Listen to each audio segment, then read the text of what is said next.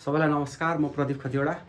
आशा गर्छु यहाँहरू सुरक्षित तरिकाले बस्नुभएको छ। शारीरिक, मानसिक र भावनात्मक रूपमा सशक्त भएर सुरक्षा र अध्ययनलाई विशेष प्राथमिकता दिएर बस्नुभएको छ। आज हामीले कुरा गरेको टपिक बैंक तथा वित्तीय संस्थाको विकासक्रम। यो बैंकिङ तयारीमा अत्यन्त महत्त्वपूर्ण छ। यो टपिक नेपालमा बैंक तथा वित्तीय संस्थाको विकासक्रमलाई संक्षेपमा चर्चा गर्नुहोस् भन्ने क्वेसन चाहिँ नेपाल बैंक, वाणिज्य बैंक, कृषि विकास बैंक, नेपाल राष्ट्र बैंक जहाँसुकै पनि आउने अत्यन्त महत्त्वपूर्ण प्रश्न हो। यो briefly explain development of bank and financial institution in Nepal.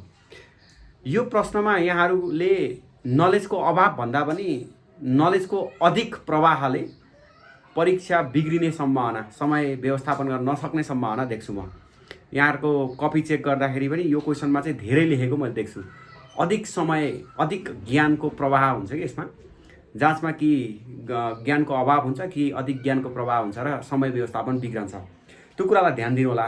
अब यसमा मैले विशेष गरी 4वटा चरणमा एकचोटि हेर्न पनि सक्नुहुन्छ। मैले यसको आन्सर चाहिँ टेलिग्राम च्यानलमा राख्नेछु र त्यो टेलिग्राम च्यानलको लिङ्क यो भिडियोको तल यहाँलाई मैले उपलब्ध गराउँछु। यहाँले मेरो फेसबुक च्यानललाई सब्सक्राइब गर्न सक्नुहुन्छ र टेलिग्राम च्यानललाई पनि सब्सक्राइब गर्नुभयो भने त्यहाँ प्रशस्त ब्याङ्किङ मेटेरियलहरू छ। त्यो मेटेरियलहरू तपाईँले उपयोग गर्न सक्नुहुन्छ। सुरु गरौँ आजको उत्तर। कसरी यसलाई संरचना गर्ने त, हैन? यसमा समय व्यवस्थापनले चुनौतीपूर्ण छ नि त। सो अब बैंक तथा वित्तीय संस्था भनेको के हो, यसका विकासक्रमहरू लेख्नुहोस् भन्ने क्वेसन आयो भने अलिकति ब्याङ्किङ यो को डेफिनेसनतिर जानुपर्छ। डेफिनेसनमा धेरै बरालिने होइन, एउटा बाफियामा गएर डेफिनेसन खोज्न सक्नुहुन्छ। अर्को चाहिँ यो ब्याङ्कको हाम्रो जुन परम्परागत डेफिनेसन छ नि, बैंक बेन्चमा बसेर पैसाको आदान प्रदान, त्यहाँबाट नि हेर्न सकिन्छ। सो निक्षेप र कर्जा प्रवाह साथै ब्याङ्किङ कोषमा आधारित र गैर कोषमा आधारित कारोबार गर्ने इजाजत पत्र प्राप्त संस्थालाई बैंक तथा वित्तीय संस्था भनिन्छ। नेपालमा बैंक तथा वित्तीय संस्थाको विकासक्रमलाई देखाए बमोजिम चर्चा गरिएको छ भनेर 4वटा चरणमा। पहिलो चरणमा विक्रम सम्वत 1994 भन्दा अगाडिको परम्परागत ब्याङ्किङको विकासक्रम भन्ने, अनि यसलाई यसरी लेख्नुपर्छ। यो अवधिमा नेपालमा सङ्गठित असङ्गठित रूपमा सरकार र जनताको सामूहिक प्रयत्नमा विभिन्न विकासहरू भएका छन्। तिनीहरूमा तेजारत अड्डा, टक्सार, मुद्रा छपाई सम्बन्धी कार्यहरू पर्दछन्। सक्यो यसको। अब दोस्रो चरण विक्रम सम्वत 1994 देखि 2041 सम्म सरकार नियन्त्रित ब्याङ्किङ संस्थाहरूको विकास, है? यहाँ मैले लेखेको पनि छु।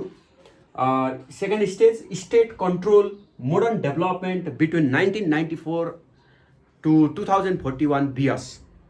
अब यो बिचमा चाहिँ के भएको छ भने सबै गभर्मेन्ट ओन्ड ब्याङ्किङ इन्स्टिट्युसनहरू डेभलप भएको छ क्या। त्यही भएर यसलाई लेख्दा कसरी लेख्नुपर्छ भन्दा, यो अवधिमा 1994 मा नेपाल बैंक लिमिटेड को स्थापना, 2013 सालमा नेपाल राष्ट्र बैंक, 2016 सालमा नेपाल औद्योगिक विकास निगम, 2022 सालमा राष्ट्रिय वाणिज्य बैंक र 2024 सालमा कृषि विकास बैंकको स्थापना भएको छ। यो अवधिमा सरकार नियन्त्रित आधुनिक ब्याङ्किङको विकास भएको छ भनेपछि सक्यो यसको, है? In this period state controlled banking industry are developed. For example Nepal bank limited established in 1994, NIDC 2016, Nepal Rastra bank 2013, NIDC 2016, RBB 2022 and ADBL established in 2024 BS भन्नु पर्यो। त्यस पछाडि तेस्रो चरण थर्ड स्टेजमा चाहिँ हेर्नुहोस् त, विक्रम सम्वत 2041 देखि 59 सम्म वित्तीय क्षेत्र सुधारको पहिलो चरण, initial stage of financial sector reform.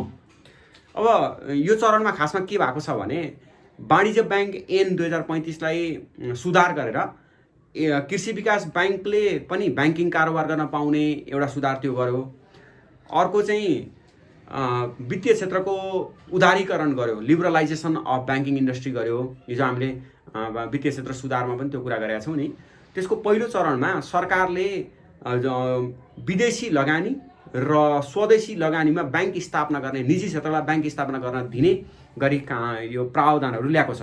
त्यो बेला 2041 सालमा नेभिल ब्याङ्क लिमिटेड स्थापना भयो, नेभिल ब्याङ्क स्थापना भयो। स्टर्न चार्टर ब्याङ्क, कुमारी ब्याङ्क, हिमालयन ब्याङ्क, यी सब एभरेस्ट ब्याङ्कहरू यिनीहरू क्रमैसँग यो अवधिमा स्थापना भएका छन्। यसलाई कसरी लेख्नुपर्छ भने यो अवधिमा सरकारले सरकार नियन्त्रित ब्याङ्किङ क्षेत्रलाई उदारीकरण गर्दै निजी क्षेत्रले समेत लगानी गर्न पाउने व्यवस्था गरेको छ।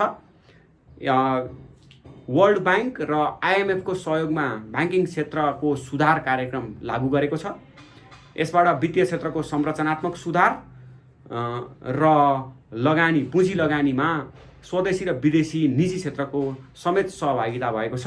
यो अवधिमा नेपालमा अत्यन्त धेरै ब्याङ्किङ संस्थाहरू स्थापना भएका छन्। तिनीहरूमा केही ब्याङ्कहरूमा naval bank limited, standard charter bank, Everest bank, Himalayan bank आदि पर्दछन् भन्नु पऱ्यो। बास अब अर्को तेस्रो चरण जानु पऱ्यो। जस्तो यहाँ हेर्नुहोस् त, तेस्रो चरण विक्रम सम्वत 2000 यो चौथो चरणमा अब वित्तीय क्षेत्र सुधारको दोस्रो चरण ब्याङ्किङको एकीकृत नीतिगत व्यवस्था भनेर 2059 देखि हालसम्म भनेर लेख्नु पऱ्यो। अब यो 59 देखि हालसम्ममा चाहिँ एकदम नोटिफाई यसमा सुधार चाहिँ के भयो भने वर्ल्ड ब्याङ्क र अन्तर्राष्ट्रिय मुद्रा कोषको सहयोगमा सरकारले नेपाल राष्ट्र ब्याङ्क, नेपाल ब्याङ्क लिमिटेड र राष्ट्रिय वाणिज्य ब्याङ्कमा वित्तीय क्षेत्र सुधार कार्यक्रम ल्यायो। दोस्रो चरणको वित्तीय क्षेत्र सुधार पनि भन्छ यसलाई। र यसमा चाहिँ सरकार नियन्त्रित नेपाल ब्याङ्क र राष्ट्रिय वाणिज्य ब्याङ्कमा सुधार ल्याएर यसको प्रतिस्पर्धात्मक क्षमता अभिवृद्धि गर्यो। 2059 मा अध्यादेश मार्फत सरकारले ब्याङ्क तथा वित्तीय संस्था सम्बन्धी एकीकृत कानुन ल्यायो। 2063 मा ब्याङ्क तथा वित्तीय कम्पनी ऐन 2063 ऐन आयो। 63 मै ब्याङ्क तथा वित्तीय संस्था सम्बन्धी ऐन यो एकीकृत ऐन आयो, जसले गर्दाखेरि एउटै ऐनमा क ख ग ग 4वटा वर्गका ब्याङ्कहरूको व्यवस्था राखियो। नियमनकारी निकायको रूपमा रहेको नेपाल राष्ट्र ब्याङ्कको सुदृढीकरण गरियो, क्षमता प्रवर्धन गरियो, अनुगमन र अनुसन्धानमा सशक्तिकरण गरियो। यो अवधिमा ब्याङ्किङको नियमन र सुपरिवेक्षणको क्षमता वृद्धि गरियो। ब्याङ्किङमा संस्थागत सुशासन अभिवृद्धिका लागि विभिन्न प्रावधानहरू ल्याइयो र नेपाल राष्ट्र ब्याङ्कको समग्र सुधारबाट ब्याङ्किङ क्षेत्रको सुधार, सुशासन र सशक्तिकरण भएको छ। यसै अवधिमा निजी क्षेत्रले सूचना प्रविधिमा नवीनतम प्रविधिहरू भित्र्याएर ब्याङ्किङ सेवा प्रवाहलाई आधुनिक ब्याङ्किङ सेवा प्रवाह बनाएका छन्। उदाहरणका लागि internet banking, mobile banking, SMS banking, ATM भन्न सक्छौँ हामी। यसरी लेख्नु पर्यो। अब निष्कर्षमा ब्याङ्क तथा वित्तीय संस्था निक्षेप र कर्जा प्रवाहसँग सम्बन्धित संस्थाहरू हुन्। यिनीहरूको क्रमिक विकास क्रमले सुशासन, प्रवर्धन, सरोकारवालाको हित संरक्षण, अर्थतन्त्रमा वित्तीय मध्यस्थताको सशक्तिकरण र योगदान बढेर जान्छ भन्नु पर्यो यसरी कन्क्लुजन चाहिँ। अब यो टपिकबाट विशेष गरी ब्याङ्क तथा वित्तीय संस्थाको विकासक्रमको टपिकबाट अरू क्वेसनहरू त्यति धेरै इम्पोर्टेन्ट छैन। यहाँबाट आउने भनेकै ब्याङ्क तथा वित्तीय संस्था भनेको के हो, ब्याङ्क तथा वित्तीय संस्थाको विकासक्रमलाई संक्षेपमा चर्चा गर्नुहोस् भन्ने क्वेसन आउँछ। यसलाई तपाईँले यो भिडियोको तल गएर यसको लिङ्कबाट टेलिग्राममा तपाईँले यसको PDF, hand written PDF download गर्न सक्नुहुन्छ। आफ्नो भाषामा पनि यसलाई लेख्ने प्रयास गर्नुहोस् र यसको रणनीति चाहिँ अत्यन्त छोटो तरिकाले आन्सरलाई तपाईँले फ्रेमिङ गर्नुपर्ने हुन्छ। हस्त यहाँहरू यो महामारीको बिचमा पनि तयारी गर्दै हुन्छ, त्यो आफैमा महत्त्वपूर्ण छ। तपाईँ शारीरिक, मानसिक र भावनात्मक रूपमा स्थिर र सशक्त हुनुहुन्छ, त्यो आफै महत्त्वपूर्ण छ। तपाईँ अनावश्यक न्युज, यो महामारीको वा मृत्युको यी सबै डक्टर बाहेक सबै डक्टर बनेर गरेका विश्लेषणहरूको न्युजमा कुद्नु भएको छैन, त्यो आफैमा सकारात्मक कुरा छ। यहाँ सुरक्षित हुनुहुन्छ, त्यो आफैमा महत्त्वपूर्ण छ। त्यति हुँदाहुँदै पनि यहाँले अध्ययनलाई निरन्तरता दिनुहोला। कोभिडको महामारी त 2-3 महिनामा सकिन्छ, त्यस पछाडि जाँचमा तपाईँले राम्रो गर्न सक्नु भएन भने फेरि पनि तपाईँको जीवनमा महामारी आउन सक्छ। त्यो नआओस्। यो 78 साललाई एउटा टर्निङ पोइन्ट बनाइयोस्, तपाईँको वृत्ति विकासमा अत्यन्त माइलस्टोन होस्, कोसे ढुङ्गा साबित होस्। यहाँलाई शुभकामना छ। निरन्तर अध्ययन र अभ्यासमा लाग्नुहोला र निरन्तर मसँग सम्पर्कमा रहनुहोला। मेरो फेसबुक र टेलिग्राममा सब्सक्राइब गर्नुभयो भने हामी जोडिन सजिलो हुन्छ। हस्त सबैलाई धन्यवाद। Good by.